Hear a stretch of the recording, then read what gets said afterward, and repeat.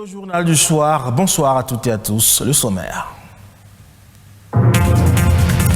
Sensibiliser sur l'importance de la protection de leurs données personnelles et du respect de leurs libertés et droits fondamentaux. C'est le sens de cette journée du 28 janvier consacrée à la protection des données personnelles dans le monde.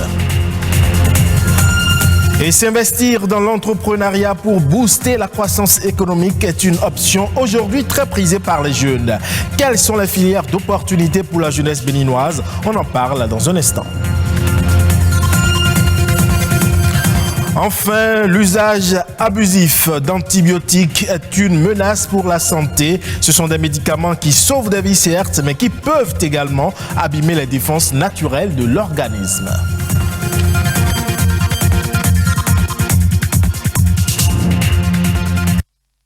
L'utilisation quotidienne d'Internet induite par l'évolution du numérique nous amène de plus en plus à exposer nos données personnelles. Et chaque jour, des milliers de données transitent via le cyberespace, d'où la nécessité de veiller plus que jamais à leur protection. Ce qui donne d'ailleurs tout son sens à cette journée du 28 janvier consacrée Journée mondiale de protection des données personnelles. Une occasion propice pour s'informer sur les précautions à prendre pour profiter en toute sécurité d'Internet. Rodrigue Babagbeto nous donne plus de précisions. Qu'il s'agisse des informations telles que le nom, le prénom, la photographie du visage ou encore la date de naissance, l'adresse du domicile, le numéro de téléphone ou bien d'autres, les données à caractère personnel constituent aujourd'hui le nerf de la guerre. Lorsque vous vous connectez, vous allez sur certains sites, vous faites des recherches, vous ne payez rien et vous pensez que c'est gratuit. En fait, lorsque vous vous connectez, il est évident que celui qui prête le service en tire également un profit. Le profit, ce sont vos données. On remarque que les utilisateurs prennent beaucoup de risques. On vous pose des questions, vous répondez. Comment vous appelez? Quelle est votre adresse? Quel est votre souci? On vous pose beaucoup de questions, vous répondez. Le revers, c'est que vous avez vos informations qu'on va utiliser par la suite à des fins de publicité ou à d'autres fins. Et ces informations sont utilisées sans l'accord du propriétaire. Bien gérer ces données est donc un impératif. Ne pas le faire a des enjeux d'ordre financier, économique, mais aussi réputationnel pour les personnes physiques, les entreprises et les gouvernants ne sont pas du reste. Notre autorité travaille avec les administrations. Nous travaillons avec tous les opérateurs, toutes les entités qui collectent des informations personnelles, les banques, les assurances. Et chaque administration, aujourd'hui, c'est ce qui est mis en place, a un représentant désignés, que nous appelons les délégués à la protection des données personnelles. Et ces personnes sont des personnes référentes pour nous, avec lesquelles nous travaillons. En ce qui concerne la régulation proprement dite, nous travaillons avec les opérateurs GSM et à leur expliquer qu'il y a des précautions à prendre. Les précautions de sécurité physique, de sorte que nos données qui sont collectées ne puissent pas servir à d'autres fins ou à des fins pour lesquelles elles ne sont pas collectées. La Journée mondiale de protection des données personnelles vient rappeler aux consommateurs leur rôle premier dans la cyberdélinquance. Dans un contexte de cybercriminalité croissante et toujours plus difficile à parer, il faut être vigilant, ce qui implique éviter les mots de passe faibles, les Wi-Fi publics, les applications mobiles malveillantes et surtout garder ses données personnelles loin d'Internet.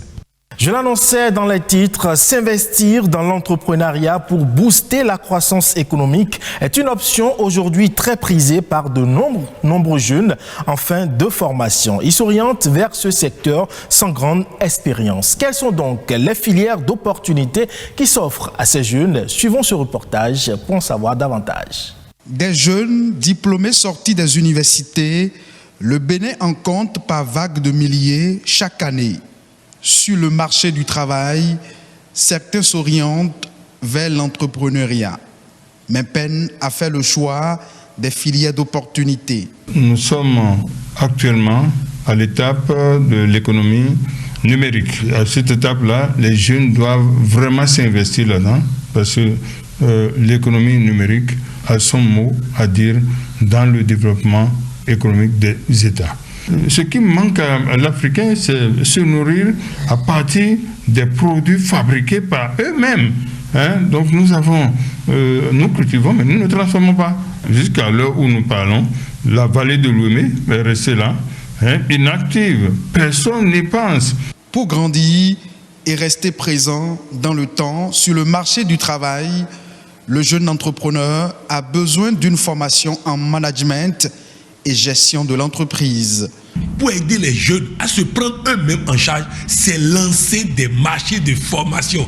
Mais pas formation en entrepreneuriat où on fait business plan. Non, c'est pas ça. Entrepreneuriat, c'est amener la personne à devenir entrepreneur dans sa façon de penser, dans sa façon de réfléchir. Et pour former les jeunes à aller dans l'entrepreneuriat, il faut des gens qui ont réussi dans l'entrepreneuriat. On ne peut pas prendre un professeur d'université qui n'a aucune entreprise pour venir former les gens à créer une entreprise. Pour ceux d'entre les jeunes qui optent pour l'entrepreneuriat, certains bénéficient d'un accompagnement financier, mais utilisent souvent ces fonds à d'autres fins. Quand même, on les accompagne pour dire voilà, nous vous mettons à disposition des fonds pour le projet que vous avez monté. Il faut que ces fonds soient utilisés exclusivement pour le projet et que les rubriques qui sont inscrites au niveau du projet soit respecté à la lettre. Avoir une vision, se donner les moyens et se prendre au sérieux, des qualités parmi tant d'autres pour réussir en entreprise. Dans ce Cotonou, j'ai fait J'ai l'honneur, j'ai fait Fonds de solidarité nationale pour l'emploi, j'ai fait programme campus, j'ai fait tout ça. Mais c'est à programme campus que quelqu'un m'a insulté. Je lui ai dit les clients sont prêts, si vous me donnez le financement, les clients sont là. Et il m'a répondu, si les clients sont là, ils n'ont qu'à commander, tu prends la commande pour acheter les machines. Il pensait me contenter avec ça, j'ai appliqué ce qu'il a dit et j'ai démarré l'entreprise sans financement. C'est au Bénin ici qu'on a inventé l'entreprise sans financement. Aujourd'hui, dans beaucoup de pays, c'est utilisé. Je voudrais dire à tous les jeunes qui m'écoutent, je suis jeune. Toi aussi, tu peux réussir. Mais il faut que tu arrêtes les pertes de temps dans WhatsApp, dans des messages qui n'ont pas de sens. Non, il faut te prendre au sérieux dès maintenant. Il faut se donner les moyens de réussir. Le défi est considérable et il ne fait nul doute que les jeunes ont des capacités et une volonté pour entreprendre. Chaque génération est le produit de son époque et il serait bénéfique d'inciter les jeunes vers l'entrepreneuriat afin qu'ils puissent participer à la croissance économique. Il est chargé de l'équipement électrique des constructions. Il peut aussi être amené à participer à des installations plus complexes comme une climatisation ou un ascenseur. Vous vous en doutez bien, c'est l'électricien bâtiment, un ouvrier qui intervient de la conception à l'installation et au dépannage des réseaux et équipements électriques. Mais comment travaille-t-il? Rodrigue Bondouma et Nadège Omoladessani nous en disent plus.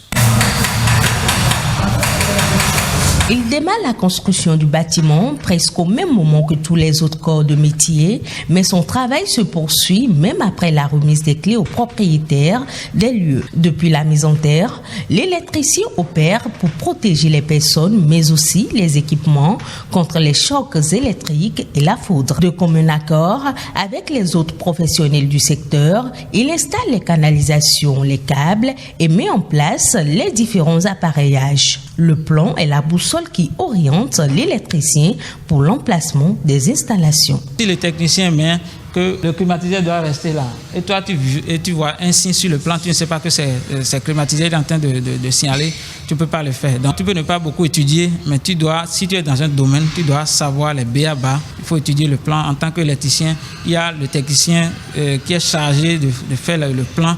Il remet à chaque corps le plan qui lui convient et c'est à lui de faire un travail là-dessus pour qu'on puisse avoir un résultat commun à la fin. L'électricien bâtiment travaille au quotidien dans le respect des normes et de la sécurité. Rien ne se fait au hasard dans ce métier et le choix des couleurs correspond à un code. Si c'est le climatiseur, tu sais que c'est tel fil. Et on prévoit tout avant que les équipements ne viennent. Et aussi, on a le code des couleurs. Si moi je finis de travailler ici, un autre électricien vient ici, il doit faire quelques minutes pour se retrouver. Parce qu'on a notre langage, s'il voit telle couleur, il doit savoir que ceci, ça représente telle chose. Il y a la section de fil, il y a le code des couleurs au niveau des fils. Romain exerce ce métier depuis l'âge de 11 ans.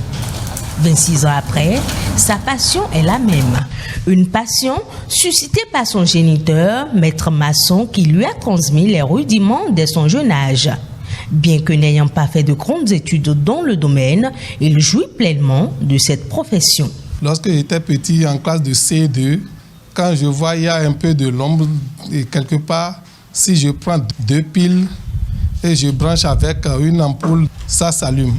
C'est de là que je me suis impressionné de faire l'électricité. Comment j'ai commencé et jusqu'aujourd'hui, je sais comment je suis. C'est avec ça que je nourris mes petites familles. Le métier d'électricien bâtiment n'est pas sans risque pour ceux qui l'exercent. Parfois, de mauvaises expériences occasionnant des dommages matériels font partie de leur quotidien. Mais pour ces passionnés, il faut aimer le métier, être précis et méthodique dans le travail pour contourner les risques. Et on parle à présent de l'automédication. C'est une pratique très courante qui consiste pour les utilisateurs à soigner leur pathologie en utilisant des médicaments dûment autorisés mais sans avis médical préalable. Et dans le cas des antibiotiques, s'ils sont pris de façon abusive ou inadéquate, ils peuvent abîmer les défenses naturelles de l'organisme. Suivons ici les conseils d'un pharmacien. Un antibiotique, c'est avant tout un médicament dont l'objectif justement est de pouvoir lutter contre ce qu'on appelle les infections.